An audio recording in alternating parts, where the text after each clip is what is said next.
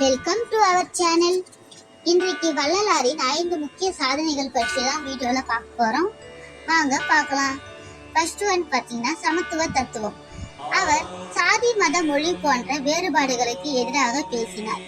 மனிதன் அனைவரும் ஒரே சுடரொளி ஆன்மா மூலம் உருவாக்கியவர் என்பதை வலியுறுத்தினார்.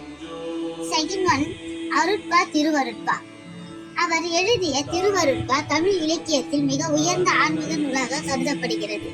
இதில் கருணை மற்றும் தெய்வீகத்தின் மேன்மையை பாடினார். தேர்ட் ஒன் சிதம்பரத்தை விட்டு விலகல். சிதம்பரம் கோயிலில் நுழைய தகுதியில்லாத தாழ்த்தப்பட்டவர்களுக்காகவும் சமத்துவம் நிலைநாட்டுவதற்காகவும் அவர் கோயில் வழிபாட்டை விட்டுவிட்டு நேரடியாக பிரபஞ்ச சபையை வழிபட தொடங்கினார். ஃபோர்த் ஒன் சத்தியஞான சபை. வள்ளலார் துவங்கிய சத்தியஞான சபை ஆன்மீகத்தில் உண்மை மற்றும் கருணையை முக்கியமாக கூறுகிறது. இந்த சபை அடிப்படையில் மதமில்லாமல் ஜாதி பேதம் இன்றி மனித நியாயத்தை ஊக்குவிக்கிறது. ஃபிஃப்த் ஒன் மறுபிறவிக்கு எதிர்ப்பு.